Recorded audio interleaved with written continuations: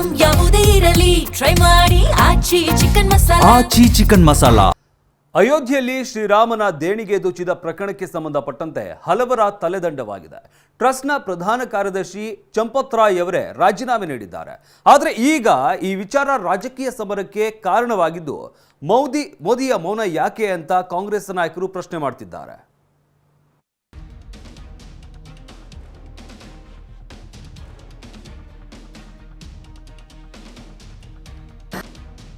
ಅಯೋಧ್ಯೆ ರಾಮ ಮಂದಿರದಲ್ಲಿ ದೇಣಿಗೆ ಹಣ ದುರುಪಯೋಗ ಪ್ರಕರಣ ಇಡೀ ದೇಶವನ್ನೇ ಆತಂಕಕ್ಕೆ ದೂಡಿದೆ. ಒಂದೆಡೆ ಎಸ್ಐಟಿ, ಮತ್ತೊಂದು ಕಡೆ ಪೊಲೀಸರು ತನಿಖೆಯನ್ನ ಚುರುಕುಗೊಳಿಸಿದ್ದಾರೆ. ಎಸ್ಐಟಿ ಪ್ರಾಥಮಿಕ ತನಿಖೆಯಲ್ಲಿ ಮತ್ತಷ್ಟು ಆಘಾತಕಾರಿ ಅಂಶಗಳು ಬಯಲಾಗಿವೆ. ದೇಣಿಗೆ ಲೂಟಿ ಆರೋಪಿಗಳಾದ ಟಿನ್ನು ಹಾಗೂ ಸುಭಾಷ್ ಬ್ಯಾಂಕ್ ಸಿಬ್ಬಂದಿಯ ಸಂಪರ್ಕದಲ್ಲಿದ್ರು ಅನ್ನೋದು ಎಸ್ಐಟಿ ತನಿಖೆಯಲ್ಲಿ ಬಯಲಾಗಿದೆ. ಬ್ಯಾಂಕ್ ಉದ್ಯೋಗಿಗಳಿಂದ ನೇರವಾಗಿ ಹಣ ದುರುಪಯೋಗದ ಶಂಕೆ ಇದ್ದು ಬ್ಯಾಂಕ್ ಉದ್ಯೋಗಿಗಳಿಗೆ ಷೇರು ನೀಡಲಾಗಿದೆ ಅಂತ ಆರೋಪ ಕೇಳಿಬಂದಿದೆ.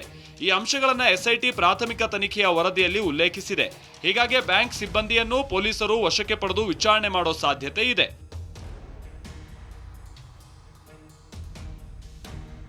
ಅಯೋಧ್ಯೆ ರಾಮ ಮಂದಿರ ಟ್ರಸ್ಟ್ ಇದೇ ಮೊದಲ ಬಾರಿಗೆ ಮೌನ ಮುರಿದಿದೆ.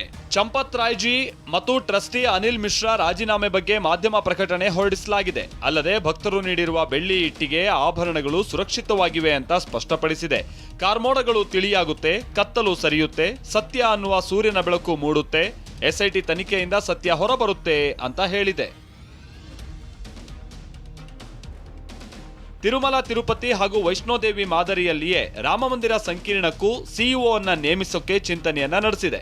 ಜುಲೈ ಮೊದಲ ವಾರದಲ್ಲಿ ನಡೆಯಲಿರುವ ಸಭೆಯಲ್ಲಿ ಈ ಬಗ್ಗೆ ನಿರ್ಧರಿಸಲಿದೆ. ಸಂಸದೆ ಪ್ರಿಯಾಂಕಾ ಗಾಂಧಿ ಭಕ್ತರು ನೀಡಿದ ಕಾಣಿಕೆ ಸಂರಕ್ಷಿಸುವ ಜವಾಬ್ದಾರಿ ಇಲ್ವಾ ಅಂತ ಬಿಜೆಪಿ ಸರ್ಕಾರಕ್ಕೆ ಚಾಟಿ ಬೀಸಿದ್ದಾರೆ. People from all over the country, those who believe and those who have faith, gave donations and now those donations have been stolen. I think it is tragic. I think it is shameful. So who is responsible? If you collected them, it's your responsibility to keep them safe. ಇಷ್ಟೆಲ್ಲ ಬೆಳವಣಿಗೆಗಳ ನಡುವೆ ರಾಜಕೀಯ ಕೆಸರೆರಚಾಟವೂ ಮುಂದುವರೆದಿದೆ. ಇವರು ರಾಮನ ಹೆಸರಲ್ಲಿ ಮೋಸ ಮಾಡ್ತಾ ಇರೋದು ಮಂಜುನಾಥ ಸ್ವಾಮಿನಲ್ಲಿ ನಿಜ ಹೇಳ್ತಾರ ಅಂತ ಹೇಳಿಲ್ವಾ ಮೊನ್ನೆನೂ ಕೂಡ ನಾನು. ಈಗ ಯಾರು ಜವಾಬ್ದಾರಿ ಅದಕ್ಕೆ? ದೊಡ್ಡ ಮಾತಾಡ್ತಾರಲ್ಲ ಯೋಗಿ ಆದಿತ್ಯನಾಥ್, ರಾಮ್ ಭಕ್ತರ ಏನು ಭಾವನೆಗಳ ಜೊತೆ ಚಲ್ಲಾಟ ಆಡಬೇಡಿ. ಚಲ್ಲಾಟ ಯಾರು ಆಡಿದ್ದು ಸ್ವಾಮಿ? ನಿಮ್ಮವ್ರಲ್ವಾ? ನಿಮ್ಮದೇ ಸರ್ಕಾರ ಇರೋದಲ್ಲ. ಪ್ರಾಣ ಪ್ರತಿಷ್ಠಾಪನೆ ಮಾಡಿದ್ದು ಮೋದಿಯವರು, ಇನಾಗ್ರೇಷನ್ ಮಾಡಿದ್ದು ಮೋದಿಯವರು, ಪೂಜೆ ಮಾಡಿದ್ದು ಮೋದಿಯವರು. ದುಡ್ಡು ಹೊಡೆದಿಲ್ಲ ಅಂತ ಏನು ಗ್ಯಾರಂಟಿ ಇದೆ? ನಂಬಿಕೆಗಳಿಗೆ ಇವತ್ತು ಧಕ್ಕೆ ಆಗಿದೆ.